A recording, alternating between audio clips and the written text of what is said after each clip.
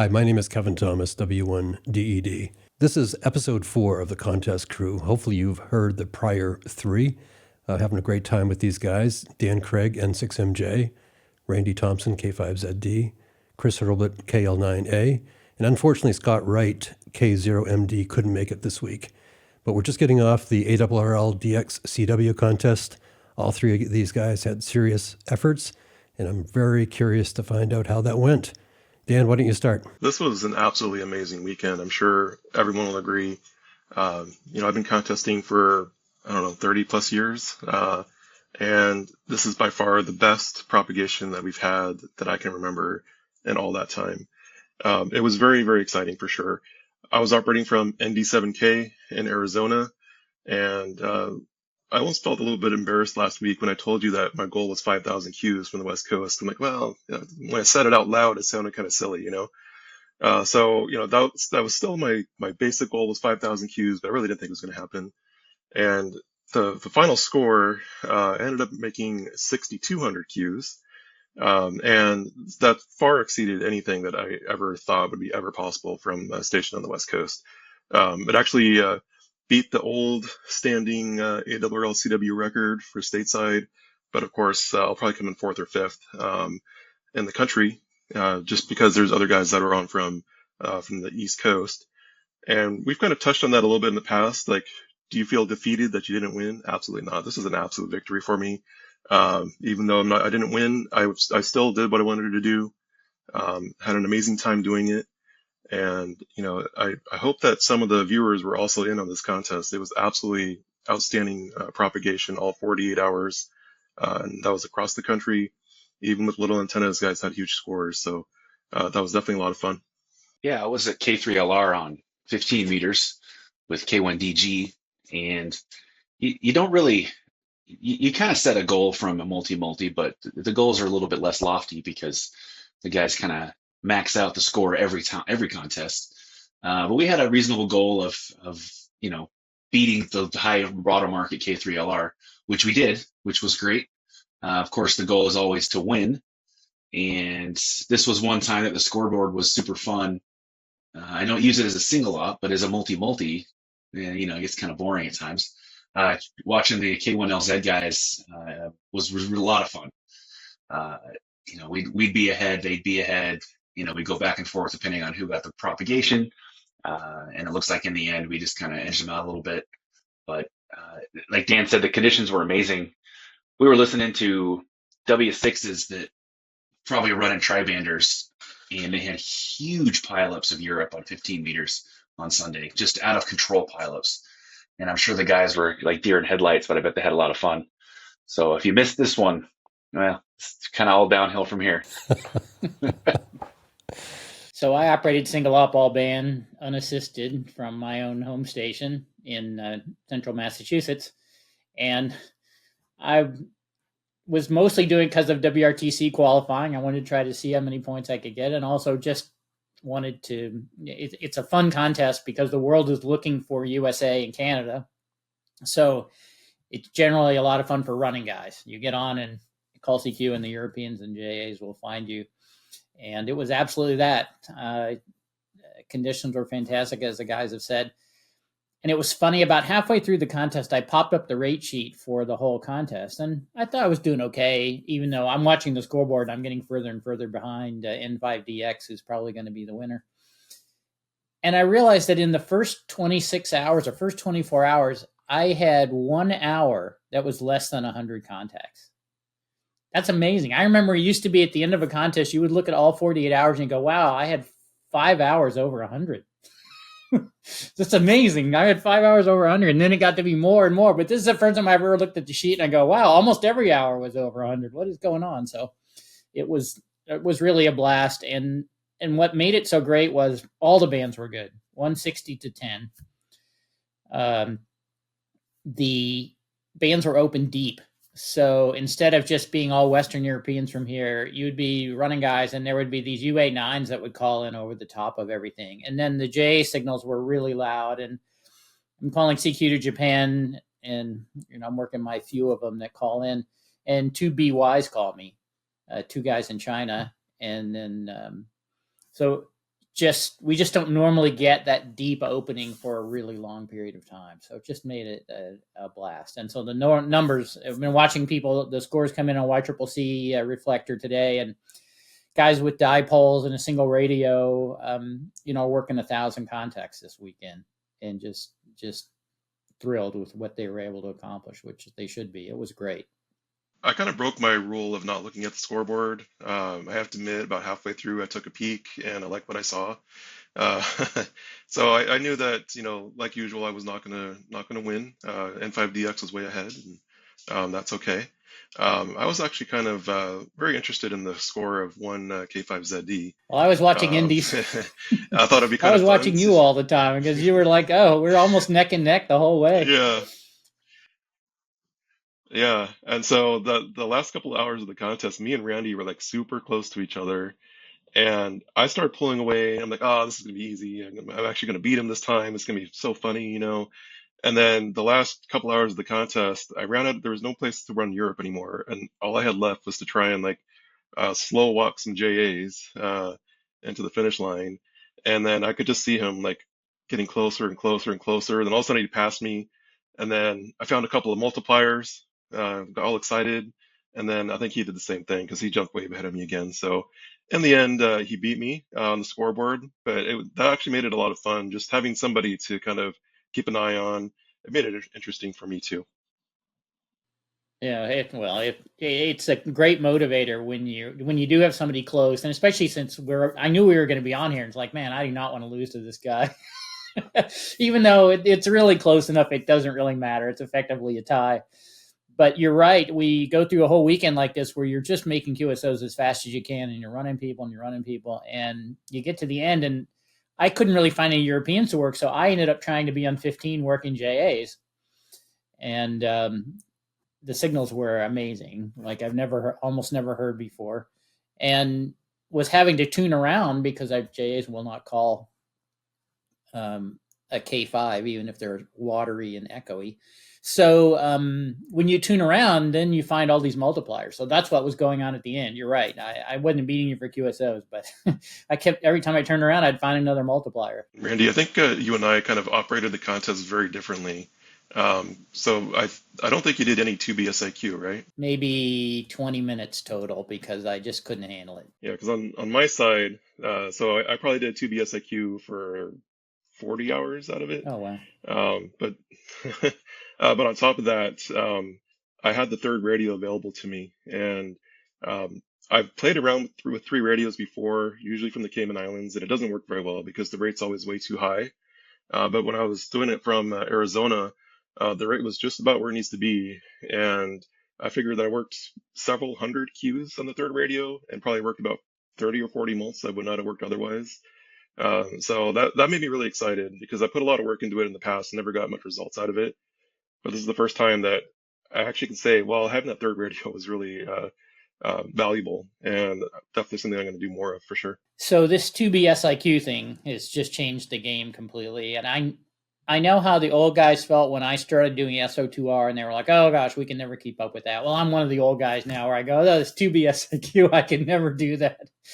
But it was amazing. I had one period on Saturday morning where I had 3 hours in a row that were well over 200. I'm just smoking, and I'm not making any progress on the scoreboard against N5D because he's running guys on two bands and working another 50 people an hour from what I am. So it was kind of frustrating. He's like, wow, I'm going as fast as I've ever gone in my life, and it doesn't make any difference. So I've been putting off trying to learn this for a while, but I can see now I have no choice. I'm going to have to figure it out. And it's not that I can't do it, but the thing that stopped me this time was I think I've got an audio problem in my SO2R box. So when I listen to the one radio on both ears, I can copy all the calls fine the first time, no problem. But when I split it, the audio goes down on one ear just enough that I often find I can't get the call. So that's one reason I didn't push it harder, because it's just like, okay, I can tell that I'm not hearing very well when I'm trying to do this. So there's some work to do there on the hardware in addition to the operator. But I knew Dan was doing that because I could hear. I was tuning the bands. I would hear him, and there were several times. And this just blows my mind being in New England. here's some guy in Arizona with a pile of Europeans calling him, and I can't get anybody to call me. So the Europeans were definitely catching on to the idea that the band was open far into the USA, and they better take advantage of it. What can you guys tell me about N5DX? What's his situation? Well, he's operating from November 2 Quebec Victor or Whiskey Uniform 2 X-Ray. They own the station. It is an engineer. From what I've never seen it, but it must be an engineering masterpiece, because a lot of times he does these operations remotely. I don't know if he was there this time or not, but big antennas. So I think stacked 40s, stacks on all the other bands, and just through the years proven to be wicked loud. So it's not a surprise that you take a great station lab Formula One car like that and you put a really good operator there. I knew I wasn't going to have much of a chance. The disappointment for the weekend actually was WA1Z started the contest from KC1XX single op and was actually beating Kevin and doing really well. And Bob was having some back pain, and then an amplifier failed, and so he gave up. I had to give up the contest on late Saturday morning, but it would have been an epic battle to watch those two guys, because it'd be two humongous stations. That was part of the disappointment when I turned the scoreboard on and realized, oh gosh, I'm behind two of the largest stations in the USA, and there is no chance I'm going to catch these guys. And Chris, what was happening at the 15-meter desk at K3LR? When the rates are good, it's all business. And I mean, it's all business all the time there. But when things slow down a little bit, it's maybe a little bit less or a little more lax. And on Sunday, you've worked every single guy in the band, so you tune around, and the skimmer doesn't get a lot of guys up high. So that's kind of where we tune around up high, get those stragglers that aren't skimmed in the first 5 nanoseconds of them CQing. But there's a point where you've literally worked everybody. And especially in ARRL, you run out of people to work. So it's kind of a grind, but every QSO counts. So in addition to, gabbing with the other stations and passing multipliers and, general shenanigans, we hit every QSO we could find. There was 3 guys I know that I heard that I couldn't work because they were only there for a minute and then they disappeared. But other than that, I'm pretty sure we worked everybody that we heard. So, Chris, I'm just curious. I mean, do you get bored? Because I know you're doing 2BS IQ single op at times, running rates like these two other guys are doing. If you're sitting at that 15-meter desk just getting a few QSOs, bored? No? Yeah, you get kind of bored, but it's a different atmosphere to multi-multi. You know that those slow periods are there, and that's what separates you. The theory is no matter where you are, you capitalize on your strengths. So the big advantage K3LR has is to Asia, and you got to keep it close to Europe. So when the band's open to Europe, you've got to scoop everything up in your limited amount of time and hope that your pad to Asia is better and enough to kind of overcome that from the guys further east. And sometimes you get lucky, and the band, like Randy said, is really deep, and 15 was really good. I mean, it was open a lot. And when it was open, it wasn't like it was open to, the big stations. And like you said, I think we got skimmed in Thailand and Malaysia and all those guys for like 30 hours of the contest. And usually we're scraping for that. But yeah, you get bored, but it's a different kind of bored. You're doing other things. So it's cool. Well, it's more of a team thing too, right? Yeah, I mean, the whole multi-ops are cool because of the camaraderie, and it's a different feel because all the guys are in it together. You got a common purpose. It's way easier to stay awake. Guys like Dan going 48 hours from Arizona. Yeah, the bands were good, but you're still by yourself. And we didn't sleep much, so that was nice. The 20-meter guys were busy the whole time. They had QSO every hour, and that's always the goal on 20. And the bands were good, so even the nighttime guys had lots of stuff to do. So yeah, it's a different kind of board. So I noticed in the pictures from K3LR that there was a time clock and everybody had a time card. What was the significance of that? So this is actually the first time I'd seen the time clock. Apparently, kind of a tradition, K1DG would come down the stairs and look at Tim and make a motion like he's clocking in for the day, sit down at the operating desk, run 15 all day, and then when he left, he'd clock out for the day. So Tim said, all right. So he got an old-timey kind of time clock punch card and there's operator punch cards on the wall. And if you wanted to clock in for your shift and clock back out, you knew you were on the clock, and it was all business. Dan, I noticed that your score isn't up on 3830 scores yet. Is there a reason why? Yeah, so after the contest was over, I did end up doing 47 and a half hours. I allowed myself a quick 30-minute nap on Sunday morning. But as soon as the contest was over, I jumped straight to bed. And then this morning, I had to get up about 8 o'clock and drive the 6 hours home. And then as soon as I got home, I had some work I had to catch up on, even though I'm on PTO today, still put in like 3 hours to make sure that I don't get too far behind. And then now we're here talking to you. So I really haven't had any time to even think about it yet, but it's very high on my list. One thing that does annoy me is when people don't post. So now I'm that guy. So definitely going to make it happen, but it might not even happen tonight. It might happen tomorrow, but it'll be up by tomorrow for sure. You can blame it on me. I do have a question I just wanted to throw in here since we were talking about 2BSIQ. This came from Steve NY3A, and he asked, in their 2BSIQ setup, do they use one or two computers, i.e. one computer for each radio, and then network the computers? If they use one computer for the two radios, do they use one or two keyboards? I'll start. So I'm definitely on the two computer club. Actually, for my setup, since I have three radios, I do have three computers. I have three keyboards, three mice. I have three paddles, and they're all independent of each other. And I like it that way because it makes it super easy to understand what you are trying to do, even at 2 o'clock in the morning on Sunday when you're super tired.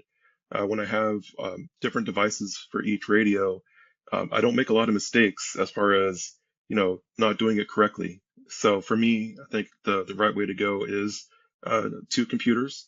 I know other people have done one computer and have had success with it. So I think it's really one of those things that works. Whatever works best for you is the way to go. But for me, I'm definitely two computers. We get that question more often than I would have expected. People are very curious about the inside setup. The only difference between one computer and two or three computers is kind of the lockout and the hardware lockout and stuff. Because I use one computer for two radios, and it's two keyboards, two mice, whatever. I guess it's one mouse. But for three radios, you kind of gotta separate things a little bit. So there's not like a device on the market that'll do the lockout stuff that's stock.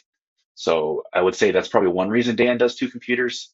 The hardware side is kind of lends itself to multiple PCs, but the average guy can certainly just use one PC, have no issues for two radios, and make it a little more simple. Three radios, yeah, you're going to have to get a little more complex. And I think that may be part of my challenge is I'm doing SO2R with one computer and one keyboard.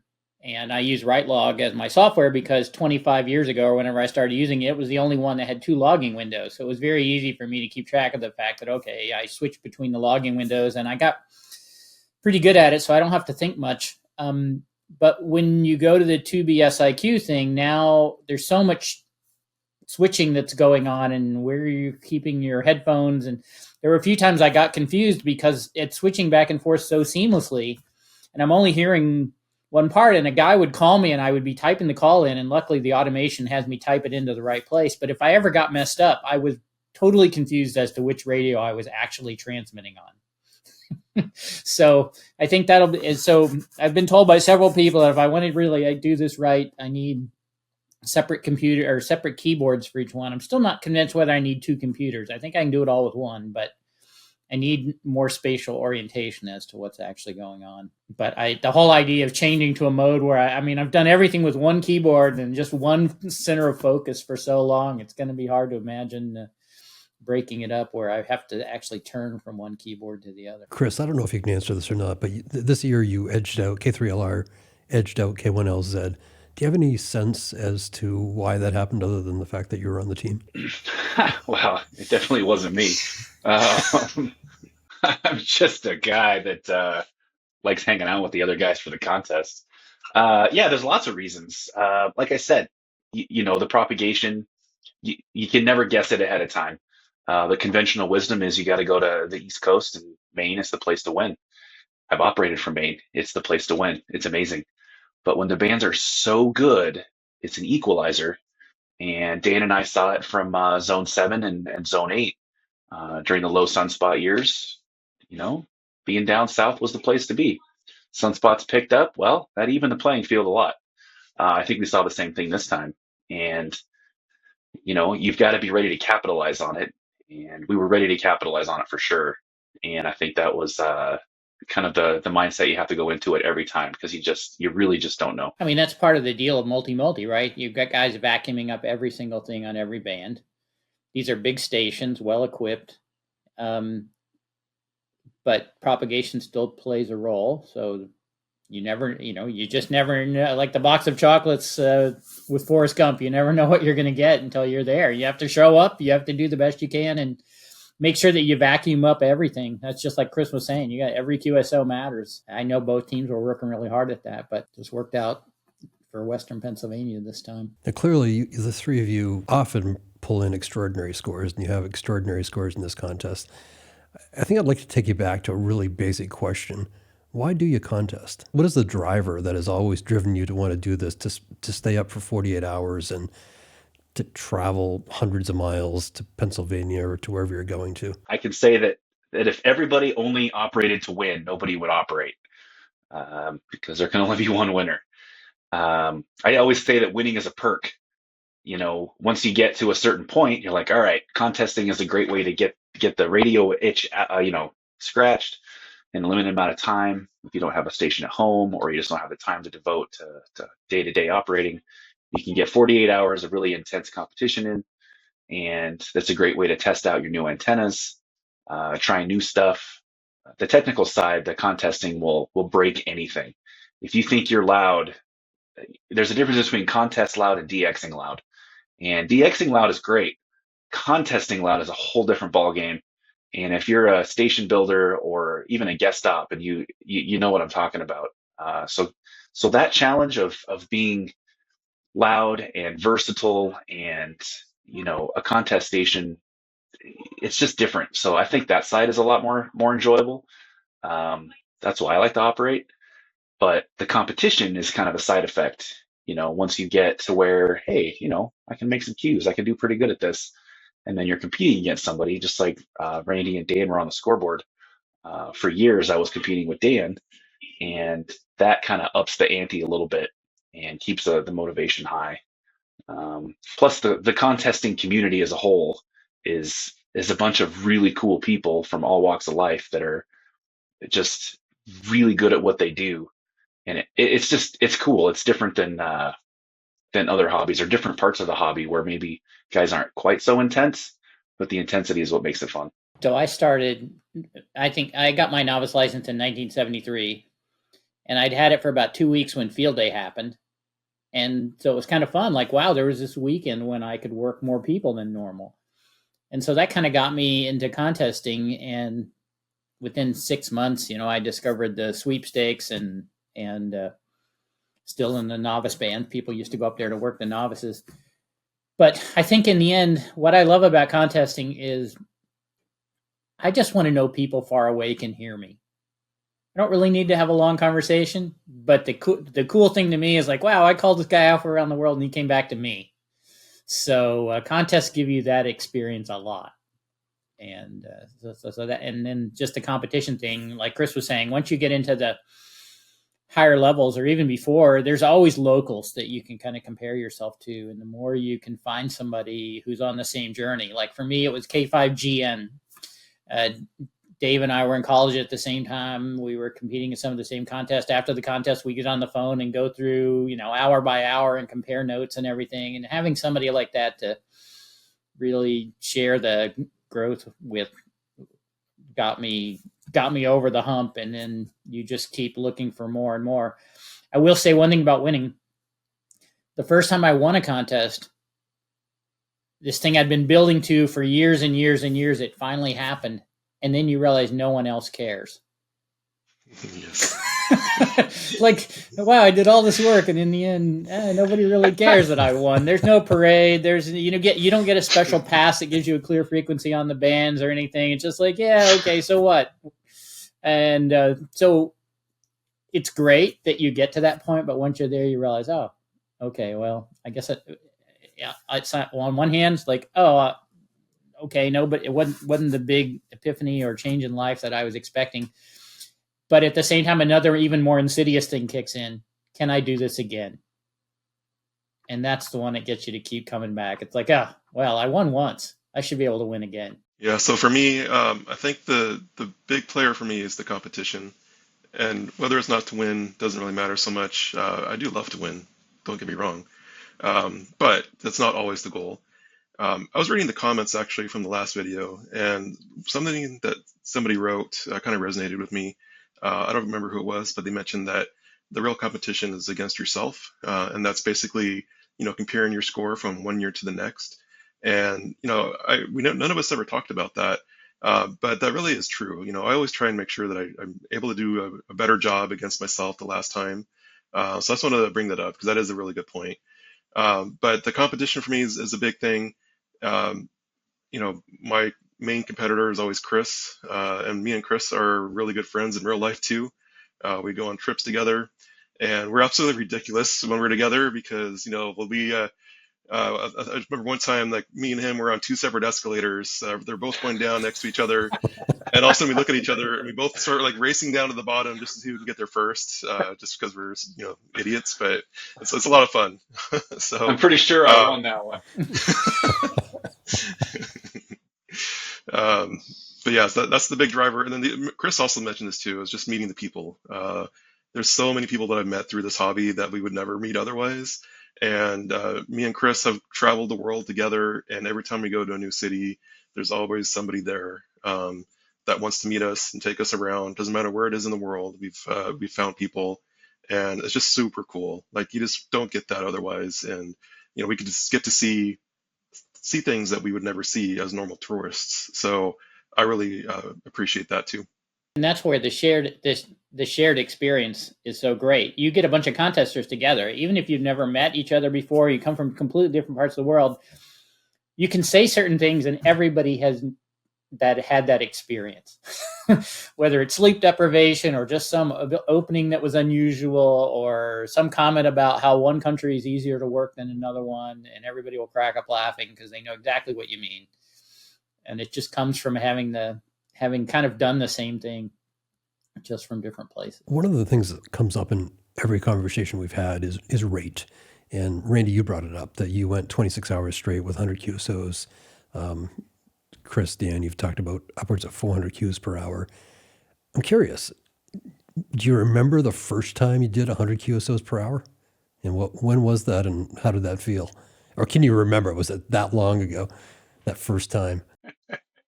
I'll go with that one. I don't remember my first time breaking 100, but I remember my first contest and how it evolved from there. My very first contest was Sweepstakes CW. I was 14. I was in Alaska. It was WL7KY. And for whatever reason, Alaska was super rare that weekend. And I'm running at like 7 words a minute. And my dad said, "Hey, sit down, try this." So I did. And about 17,000 guys called me at once. And the exchange in Sweepstakes is like this long. And it was awful. I hated every second of it. And I quit. I said, "Nope, I'm not doing this. This is stupid. No one's shutting up. They're going too fast for me. Like, I can't do it." And my dad said, "No, that's not what we're doing. Take a break and then come back. But you said you were going to operate, so you're not just going to rage quit." I was like, come on. So I got back on. I think I worked like 50 guys, which took forever. And then after that, it was kind of like, okay, well, I got to figure out how to run guys faster because this was terrible. And I remember running pileups from Alaska to get my speed up. And then all of a sudden, one contest, I had a run where I didn't have a problem really working guys, and the pileup wasn't too unmanageable. And that was kind of like oh, that's how we do this. Okay, now I remember why I wanted to be, a CW guy or a radio guy. But it took a while. And then my first multi-op at KL7Y, I actually got to be loud enough to be heard. And that was probably my first big hours. That was my first 200 hour. How about that? I remember that. It was ARRL CW. It was 1200 Zulu on 20 meters. And Dan said, East Coast sunrise on 20 meters, you're going to get a 200 hour. And I think I had 4 in a row. And that was the first really high rate I ever had. So I can remember mine. It was in a sweepstakes. I was operating from home, so low power, would have been 100 watts, a TA33 Junior at 30 feet. And the first hour of sweepstakes, I got over 100 QSOs. And I just remember being so thrilled by that I can still remember that. And that would have been in 1975, probably. Just was a cool experience. And, I have a friend here, local, who's been working on CW and trying to get over the magic 100 mark. And it's been fun to watch as he's accomplished that. So it's kind of a good marker to say, all right, when you get to the point where you're working more than almost 2 people a minute, you've kind of figured out the basics. And now it's just a matter of learning how to make things even more efficient and how to copy all the calls the first time, right? That kind of thing. I was a little bit spoiled growing up. My father was a ham, and so my station here at home is quite large. And so, the first night I was 8 years old, got on the radio, got on 15 CW, and started working a bunch of JAs. My first 4 cues that first night were JAs on 15 in the novice band. And so, I was around contesting my whole life, leading up to that point too. So I've been around multi-ops, either here at my house or my uncle N6MJ had big multis down at his house around that time as well. I got to experience that. And so I don't actually remember so much about, when I had big rate. I was very fortunate to have this big station here. The very first, I want to say, like, major contest for me was Novice Roundup. And so as a 9-year-old in Novice Roundup, I don't remember how many cues I made. It was several hundred. And I ended up winning for the novice section. And for me, that was super cool. I couldn't believe it. And so that's kind of how it all started. And it just kind of worked up from there. I didn't get my first big break, contesting wise, until I think it was 1993 or so. So I must have been 12 or 13 at that time. And I was doing field day with the local group here at Hughes Aircraft, where my father was working. And there was a lot of big contesters that were also working there, and they put a big effort in field day. And so starting at 8 years old, I was down there every year working with them. And finally, I think I was 11 or 12 and I got my journal license. I was able to go into the big tents and, really put up some bigger numbers. And I got noticed by Jan, N6AW. And that's when I first got invited to a multi out at W6BA. And, I think I was 14 at that point when I finally went out there. And that kind of opened up a whole new world to me, being able to be a guest operator at other stations. And that's where it really all started, was at that point. And from there, the rest is history. I'm going to flip the question around a little bit. There was everybody's got some experience that they'll never forget. And for me, it was the first time I operated phone in a worldwide outside the country, was at NP4A in Puerto Rico. And I had a 385 the first hour. And it was one of those times when just every signal from the USA was rock crushing loud and just shoveled guys through really fast. And it only ended up not being a 400 hour because I ran out of people to talk to towards the end. And what kills me to this day is there was a tape recorder connected to the radio sitting right there. And all I had to do was push the record button. And I didn't. So I look back at the log and I can see, and this was paper logging day, so I can see all of this. And it's like, okay, I know it happened, but I don't have any way of knowing what it sounded like. So the next big contest is the ARRL DX sideband. I presume you guys are all putting serious efforts into this? Man, that is a bad question to ask 26 hours after we just finished this. I mean, I don't know about you, but give us a day or two. No extra days for you at all. Is it on your list? I saw Chris shaking his head that he's not going to. No, I mean, so for me, I have to pick and choose. I only have so much time. There's a lot of contests to operate, and if I have to pick phone or CW, I always pick CW. Except worldwide phone might be my favorite contest, which might sound unusual, but I really enjoy that one. Anyway, I have lots of work to do with the ranch, and my next big one is WPX phone at the end of March. and I can't waste time operating. I have to do things to make sure we can be successful in WPX. But if anything is like it was this last weekend on ARRL phone, it's going to be a lot of fun for everyone. And there's a lot more guys to work on phone. And if 10's open to Europe, I can't even imagine how deep those pileups are going to be. And it'll be cool to watch. Yeah, and I'm going to be on. Chris has delegated me the guy to qualify for WRTC, and I was talking to my station host out there in Arizona, Tim N6WIN, and he also added to the fire a little bit. He said that if I end up qualifying and we go to England, then he's going to bring his wife over there. And of course, he says that right in front of his wife. So now I've got a little bit more pressure on me to try and make sure that I actually do qualify. I got a lot of stuff riding on it, So I will be on from ND7K. I'm going to drive out there again next Thursday. Be doing a full. I don't think I'm going to do 48 hours in that one. There's going to be some dead time in the middle of the night. I hope, so I can sleep a little bit. But I'm going to do a full effort. So I'll have the 3 radios going again. I'll be ready for it. And Randy, I know you don't want to commit, but you're on the spot now. Well, it's funny. It is hard to imagine right now, but yes, I will get on. I'm not going to try to do 46 hours or anything like that. One of the things that makes phone harder is, in CW, you get people spread out and there seems to be, I won't say infinite room, but it's pretty easy to find a frequency on the right band that you want and make something happen. But you start talking about phone and you have 40 meters, which is all jammed into the mosh pit of 7125 to 7200. And it's just a battle to go in there. And then 20 is never wide enough for the times when it's really open.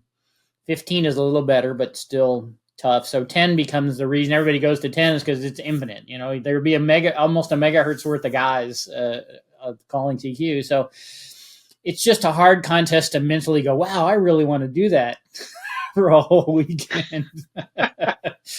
But I am kind of addicted, so I'm sure I will do 36 hours or so if that's what it takes to put in a good score. I just haven't decided whether I'm going to go with the assisted or not. So I intend to operate in that. So any basic advice for a newcomer? Be loud. That's the best thing that can help you on phone. There's no substitute for that. Well, hopefully I'll have something to report that I can add to the conversation. Guys, I appreciate you joining me this week. Next week, we'll have Doug Grant, K1DG. He's going to join us to talk about Contest University and various resources for contesters. Thanks again for joining me tonight. Thanks, Kevin.